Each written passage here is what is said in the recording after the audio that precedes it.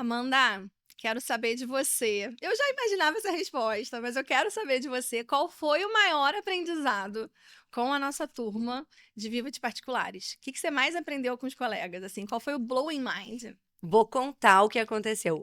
Eu não imaginava, quando a gente pensou em fazer o nosso curso, que o assunto mais debatido seria mentalidade. Quando a gente conversou pela primeira vez, eu e a Paty, e ela me falou assim: Eu quero falar sobre mentalidade. Eu pensei comigo, que vamos falar tanto sobre isso. E no final da turma, do Viva de Particular, o assunto mais debatido e mais elogiado foi mentalidade. Paty, conta pra mim, assim, como tu já sabia isso? Amiga, eu trabalho com médicos há muito tempo, né? E eu vejo que, assim, os nossos colegas, eles não têm dificuldade de buscar informação. A gente lida com sábios. Ninguém tem medo de estudar. Então, assim, apresentar assuntos novos, como se posicionar, como administrar consultório, tem muito curso sobre isso. E como ninguém tem medo de estudar, a pessoa fala, é só mais uma matéria para estudar, eu vou lá e vou fazer. Só que não coloca em prática. Vira o que eu chamo de obeso mental. Acumula, acumula, acumula conhecimento, mas na hora de colocar em prática, não coloca. E o que faz a diferença, né, entre você ter o conhecimento e efetivamente colocar o hands-on? É você ter a mentalidade certa. É você conseguir se colocar para fazer. Então, eu vejo que mentalidade dentro do contexto de pessoas que a gente trabalha, né, faz total diferença até mesmo para se posicionar como você fez, de mudar de cidade, abrir uma clínica, sabe? E começar do zero, sem ter patrocínio, sem ter patrocínio, né? Como você não teve. E a gente sabe? Isso parte da onde? De uma mentalidade de crescimento, que não é todo mundo que tem, né? E esse ponto que eu mais gosto da mentalidade é que depois que a gente vê, Não tem como desver. a gente só vê. Então, depois que tu entende as regras do jogo, e quando eu falo jogo, eu falo de um consultório, porque o consultório ele é uma empresa. Depois que tu vê isso e depois que tu entende o que tu vende no teu consultório, que se tu não tem um produto, tu é o produto. Fato. E tu entende que tu tá vendendo o teu tempo e a tua energia, e tu começa a mensurar isso. Quanto de energia eu vou colocar nisso? Quem é o meu parceiro? Será que o convênio é o meu parceiro? Ou será que o meu parceiro é o paciente? E falando ainda de mentalidade, eu gosto muito daquele momento que a gente teve no nosso curso, falando sobre o que tem de mais caro no consultório. E Sim. esse é, assim, essa frase para mim resume. Então, quando as colegas falaram, olha, eu acho que é a cadeira, eu acho que é a mesa, eu acho que é O o projeto, local, eu a acho que é sala. a pedra que é da minha mesa. E, em verdade, a resposta a gente sabe qual é, né? É você. É você, meu querido, é a mente que tá lá. Então, o aprendizado da mentalidade mudou a minha visão sobre os colegas. Eu achava que era uma falta de conhecimento, eu não imaginava que era tanto o drive não instalado da mentalidade, e isso inclui o merecimento, escassez, prosperidade, o entender o que o paciente vem buscar. E cada vez mais, né, Patrícia? Assim, a Patrícia, para quem não sabe, ela é a musa também da IA, tá? Em breve, aulas no congresso de IA com Patrícia. Então, eu acho que tudo que um robô faz igual ao médico é algo substituível, mas tudo que uma pessoa faz de forma incrível, ela não é substituível. Então, esse é o ponto, né? Grandes colegas que a gente tem que nos perguntam, mas será que eu tenho isso? E a gente olha e fala, eu vou te dar, vai ser um espelho.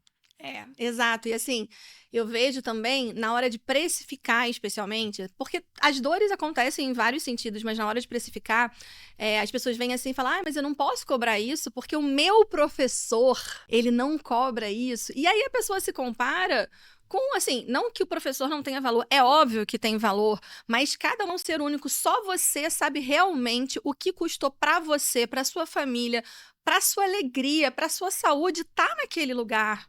O que você passou para estar ali? O que você estudou para estar ali? E parabéns aos professores, eu também sou professora. Todo mundo tem o seu merecimento, mas cada um tem que olhar para si. O fato não é o olhar o quanto o mestre cobra, mas é assim.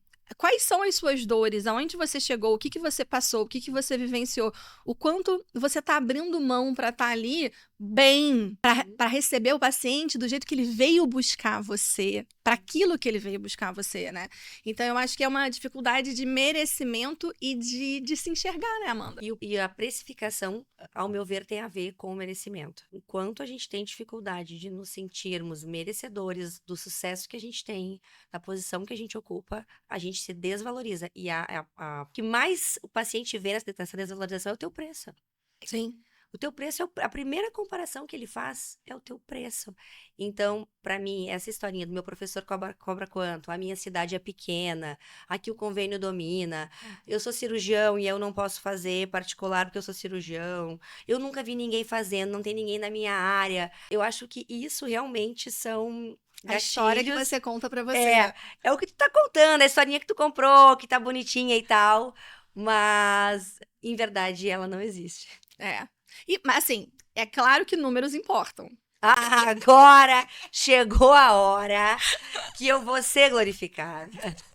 Números importam. É claro que quando a gente está falando sobre precificação, sobre funcionamento saudável de um consultório, a gente tem que olhar também para os números, né, Amanda? Só que existe valores intangíveis. Sim. Então eu costumo dizer, o valor hora do consultório é um valor que qualquer administrador mediano faz para ti. Mas existe um valor intangível. Um exemplo mínimo.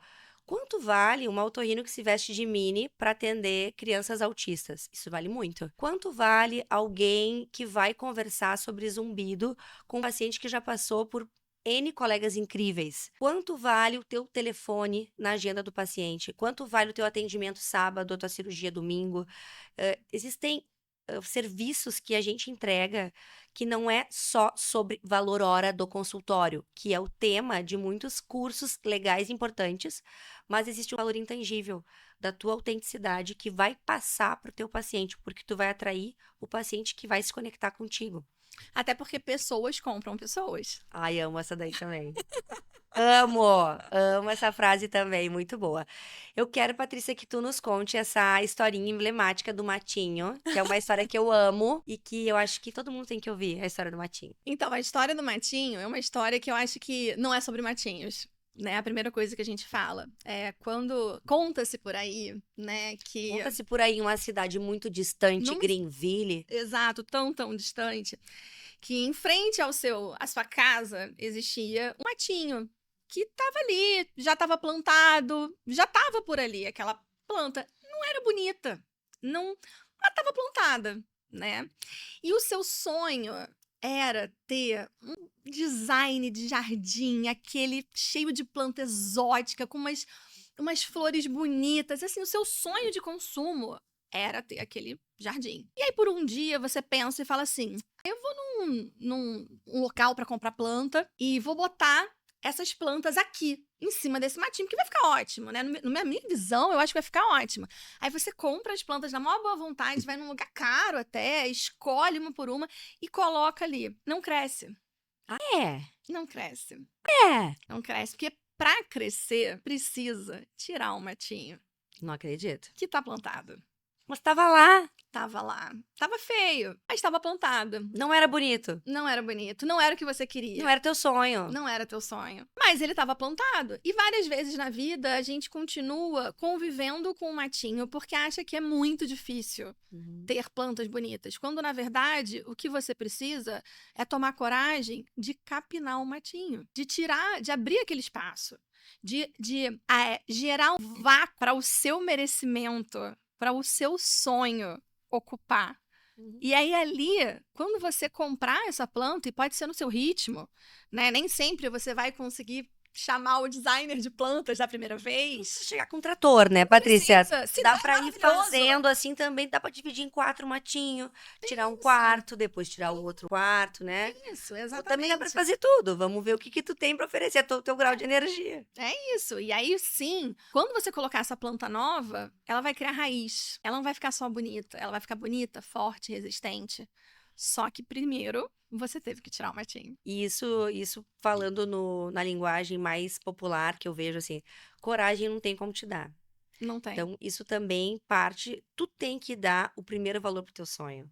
Se tu não acha que o teu sonho, que o teu merecimento, que o teu consultório é incrível, que o teu trabalho é maravilhoso, desculpa, mas ninguém vai tirar teu matinho. Mas isso é mentalidade.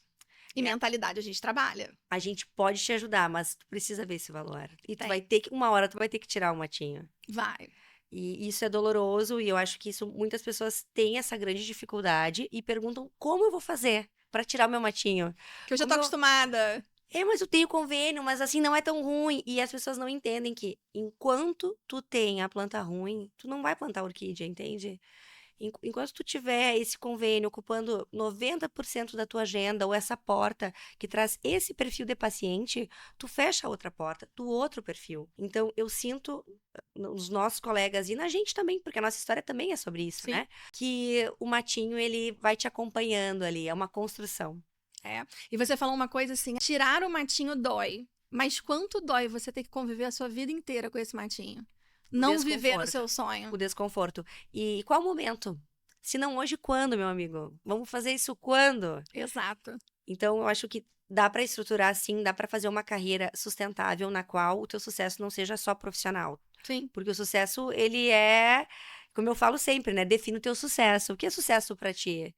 Então, a gente tem que entender que a nossa energia faz o nosso consultório. A nossa energia a gente tem que colocar em várias áreas, né? Estamos médicos, mas a gente tem outras áreas. E continuando abrangendo esses assuntos, eu queria, Paty, falar por fim da história da barriga no balcão, Aham. que eu gosto também. Eu acho que a gente tem que ter muito cuidado. Mais uma vez, a gente não tem medo de aprender, né? Nós, colegas, não temos medo de aprender. Só que às vezes a gente não se preocupa tanto em olhar quem é que veio nos ensinar. O que eu quero aprender e quem é essa pessoa que veio nos ensinar. Porque hoje, eu falo por mim, a internet mudou muito a minha vida, a minha forma de atendimento, a minha forma de exercer a minha prática, né, médica, profissional. Mas a internet também tem muita gente que não vive o que prega. E é complicado, né? Como é que você não tá no skin the game, né? Tanta gente falando sobre consultório particular e aí você pergunta, mas você trabalha onde? Não, hoje em dia eu só vivo de internet. Esse consultório é administrado por quem? Que é também a frase que eu falo do network, que eu acho que é muita gente querendo fazer net e pouca gente fazendo work, né? Exato. E se tu não tem o work, então antes de tu fazer a tua network, tu tem que ter o que entregar nesse jogo. Porque antes da gente pedir, a gente precisa também servir. Exato. Então, eu vejo esse foco e cada vez mais pessoas que não sabem ou não entendem ou que não vivenciam isso, é muito diferente. Tu vivenciar, tu ter as dores reais e tu simplesmente ler bons livros. Sim. Ou seja, de outras áreas, o consultório, ele não é uma empresa comum. Então, é importante a barriga no balcão, é importante a gente se cercar de pessoas que vivem o que falam, né? Olha, quando eu comecei a fazer cirurgias particulares, quando eu realmente defini que isso seria feito, eu me lembro de ouvir de muitos colegas que isso não daria certo porque cirurgia tem que ser feita pelo convênio. E lembro de não ter um exemplo para eu olhar e falar, olha, eu quero ser como ele. Então, não é porque tu não encontrou um exemplo exato da tua área que não vai existir. Exato. Talvez tu seja o primeiro. Exato. E faz parte do jogo você também, às vezes, precisar abrir esses caminhos, mas com o objetivo de viver o seu sonho. E se esse não for o seu sonho, tá tudo bem também. Fica bem tranquilão. Tudo bem, né? Cada um tem o seu jeito, cada um tem o seu sonho. Eu acho que você pode viver desse jeito. O que não dá é pra você, depois de tanto tempo, depois de tanto esforço seu e familiar, porque eu tenho certeza que fazer medicina é um esforço familiar. É uma pessoa que passou, às vezes, num primeiro vestibular, mas geralmente não é. E que os pais ficaram trabalhando para dar um cursinho, para manter dentro de uma faculdade que a gente não consegue ganhar dinheiro quando a gente está lá dentro, porque ela é full, né? E aí depois disso a gente vive uma residência que sim, tem uma bolsa, que depois a gente até sente falta logo no início, né? Mas é uma bolsa que não sustenta, especialmente se você tiver família. Então depois de tudo que toda a sua família, e não só você, se esforçou para você estar lá, será que é para você estar infeliz? Não vivendo seu sonho? Por que você se tornou médico? Quem era a pessoa que você queria se tornar quando você fez a medicina, né? E também vejo nas nossas alunas muita essa questão da maternidade. Acho que a maternidade ela é uma grande virada de chave, porque a maternidade não tem como tu não ver mais isso. Então, a maternidade ela é um ponto que a mulher médica, ela também se analisa. Ela fala, tá, mas e aí? Então era isso? Eu ia chegar agora, eu não posso levar meu filho na escola, eu não posso jantar em casa, eu sou uma escrava do convênio. Então, como que eu saio dessa? Então, acho que existem gatilhos e momentos, eu não acho que é mais fácil e nem mais difícil. Eu acho que escolha o seu desconforto inicial e se organize. E dentro disso, é possível sim fazer medicina sem perder a tua saúde. É Sim. possível sim, é saudável, é gostoso, é muito bom fazer o que a gente se preparou. Volta lá pro início. Quem era aquela pessoa que fez o xizinho lá na faculdade, né? Quem era aquela pessoa? Cadê essa pessoa, gente? Essa pessoa tá fazendo o quê? É. Viver esse sonho, né? Viver a medicina que a gente sempre sonhou. E pode. É possível. E vamos. E vamos.